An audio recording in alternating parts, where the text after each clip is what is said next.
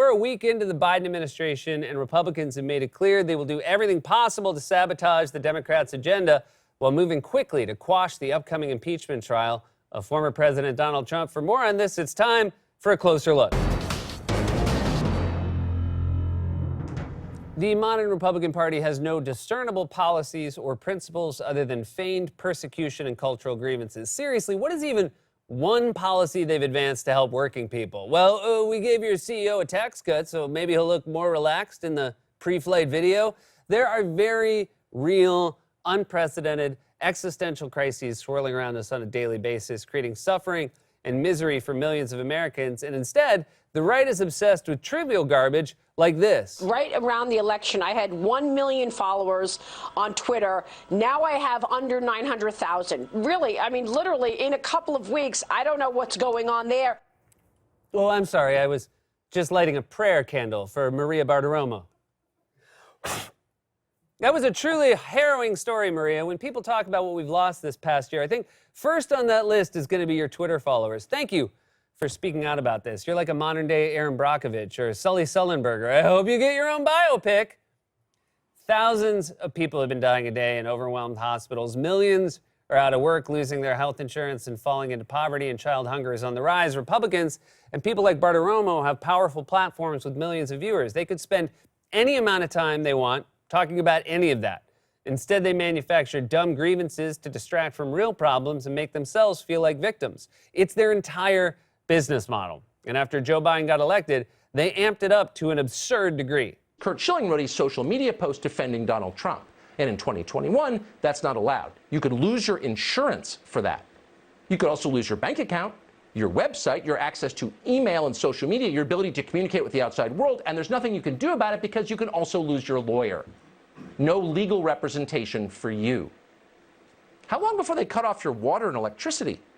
Before UPS won't deliver your packages? And not to wreck your day, but guess what? Amazon is now one of America's biggest grocery providers. Good thing you don't need to eat.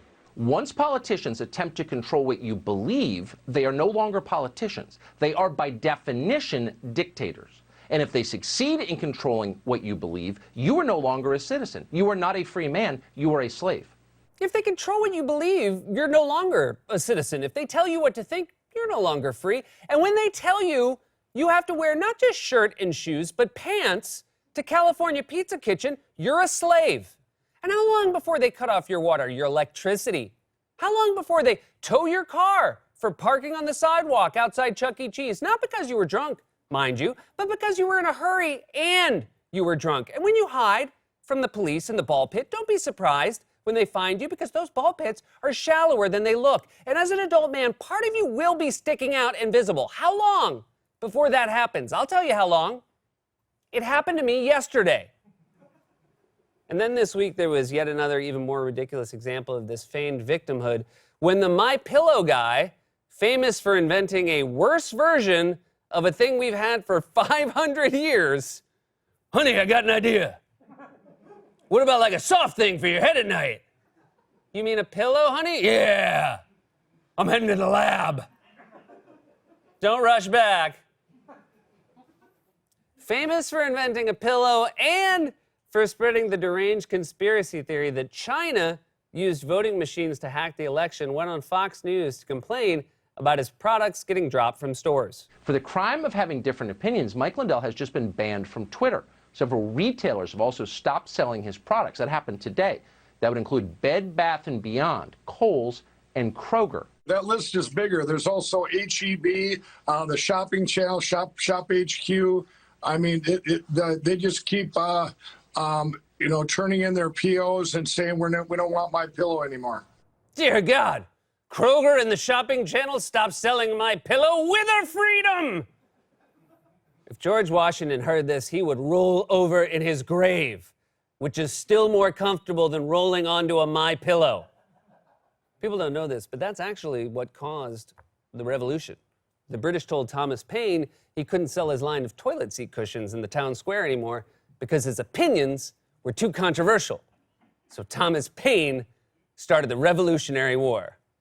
Thomas Paine's toilet seat cushions, time to drain the main vein? Do it on a Paine. Paine's toilet seat cushions. It's just common sense. That was a joke for my 8th grade history teacher. Shout out to, I cannot remember. Well, I guess that's why he or she always told me I was so bad at history. Just see a blur. Or definitely by a chalkboard. Also, I should say, I'm skeptical of big tech too. So are lots of progressives. Don't get me wrong, I love having Donald Trump off Twitter, not to mention all the other toxic racists and conspiracy theorists that have been booted off. But my concern is that these companies are monopolies, which is why I think we should follow the lead of Elizabeth Warren and Bernie Sanders and break them up. Just because you agree with Jack Dorsey on some things doesn't mean you will agree on the next thing. And if you don't believe me, may I present Exhibit Beard. But as for stores not wanting to carry your product, you lied and said the election was rigged and tried to get the president to overturn it. You can't be the public face of your company and the public face of an attempt to overthrow democracy and not expect there to be some fallout. You could have named your company Sleepwell or Gravel in a Sack and stayed in the shadows, but no, it had to be My Pillow. And you had to call yourself the My Pillow guy and be in all the commercials like some knockoff Tom Selleck. Well, listen up. It takes more than a mustache to be a spokesman, buddy. You need that Selleck charm. By the way, I got one of those reverse mortgages he told me about. And in the end, he did take my house. But he was an absolute gentleman about it. A true blue bud! This is all they have. Whining and obstruction, imagined grievances, paranoia, and conspiracy theories. Even Donald Trump, the former president, who spent 2 months deeply engaged in a concerted effort to overthrow democracy and install himself as an unelected dictator who incited a violent insurrection of seditionists who ransacked the Capitol, is, in their minds, a victim. I don't even think there's a basis for impeachment. Now they're going to turn around and bring about impeachment, yet they say they're for unity. I mean, they beat him up before he got into office. They're beating him up after he leaves office. I mean, at some point, give the man a break. At some point, it's been 3 weeks. Give the man a break? At some point later in the same month? But yes, please, for once in his life, give poor Donald Trump a break. This poor man, who despite having bone spurs, pulled himself up by his bootstraps. Do you know how much bone spurs hurt when you're pulling on boots? With straps. This man worked his way up from hardscrabble roots, using just his hands. Cashed $1 million check from his father. Toiled long days in a dark casino and long nights inhaling wind song and glitter at Studio 54. He made it in business the hard way by bravely cheating on his taxes and refusing to pay his contractors. And worst of all, he has to drive his own golf cart. I mean, look at that. Poor man. So exhausted, he's about to fall over. Seriously, all Trump, his entire life, all he's had are breaks. He's famously the dumbest man alive. He has no discernible talents or skills. If Trump weren't born rich, he'd be the old guy working at the bowling alley who gets busted for huffing shoe spray. They say it kills COVID. I just got an idea. What if we put something comfortable on top of the box spring? A mattress? Yeah, but my mattress. Hello, patent office, it's me again. No, I'm not calling about pencils this time, it's a new idea. Also, last point I'll make, Nikki Haley, maybe instead of asking Democrats to give Trump a break, you should ask yourselves why you, the Republican Party, gave him so many. For 4 years, you excused his behavior, so of course he kept pushing it.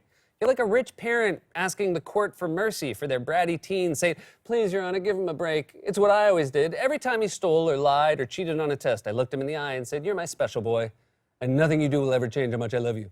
And yet he kept stealing and lying and cheating, and I kept forgiving him. Sometimes even helped him. I believe the legal term is aiding and abetting. And now he's accused of hijacking a bus full of senior citizens and taking their pills and then forcing those seniors to rob liquor stores for them to get their pills back, something I know for a fact he did, because it's long been his dream. Well, all I can say to you, Your Honor, is give him a break. It's got to work one of these days. It's hard at this point to reach any conclusion other than that the Republican Party is fine with what Trump did, and they'd be fine with it if he did it again, or even if he did something worse. It's a party that is radicalized against democracy in favor of authoritarianism. There is nothing Trump could do to antagonize them. Not because they're cowards, although they are, but because they agree with him. At a certain point, we just have to take them at their word. If you sit down to dinner with some friends and one of them says, you know what's delicious? Human flesh. You might think it's a joke, but when you go to their apartment and they're sauteing a human hand, you have to ask yourself, is Gary a cannibal? And then, by the way, if you stay for dinner, you're a cannibal too, even if you have salad the next day. 45 Senate Republicans voted Tuesday to dismiss Trump's impeachment trial, at some point, we just have to accept that the reason they don't want to convict Trump for inciting an insurrection to overthrow democracy is they don't care that he incited an insurrection to overthrow democracy. And they wouldn't care if he tried it again. Instead, they're once again framing Trump as the victim and casting the Democrats' calls for accountability as a demand for vengeance. This impeachment is nothing more than a partisan exercise designed to further divide the country. Democrats claim to want to unify the country, but impeaching a former president, a private citizen, is the antithesis of unity. It's vindictive. This is all about the left's demand for revenge. They hate Donald J. Trump, and they're engaging in an act that I think is petty. I think it is retribution. I think it is vindictive, and I think it's a waste of time. And so to coin a phrase, I think it's time to move on. Man, Ted Cruz, you really have no shame. Also, first of all, shave, dude. You look like the Unabomber at a custody hearing. Second, of course you want to move on. You did this even after the mob stormed the Capitol to overturn the election. You still voted to overturn the election. You're like a guy who robs a bank, and then even after it all goes south, you still get caught and use the money to buy a Porsche. I want to feel the wind in my scraggly beard. Also, please stop with this preposterous talking point that impeachment is somehow divisive. You know what's much more divisive than impeachment? Trying to throw out the votes of 81 million Americans, then inciting a mob to violently storm the Capitol to overthrow democracy. Would you say that's more or less unifying than impeachment? Just be honest and say you're fine with what Trump did, and you'd be fine with him doing it again. It would be heinous and evil, but it would at least make this whole debate much easier. Then we wouldn't have to listen to your excuses anymore. I mean, you know what you are. We know what you are. Who are we pretending for? The kids? One of our two main political parties is fully radicalized against democracy in favor of authoritarianism. It's a movement of powerful interests backed by wealthy corporate patrons, fueled by imagined grievances and conspiracy theories. We can't ignore it. We can't look away from it. We can't just shrug our shoulders and say, I don't know what's going on there. This has been A Closer Look. God's Love We Deliver cooks and brings over 2 million meals a year to men, women, and children living with HIV/AIDS, cancer, and other serious illnesses, and they need your help now more than ever. If you're watching this online, you can hit the donate button. Stay safe, wash your hands, wear a mask. We love you.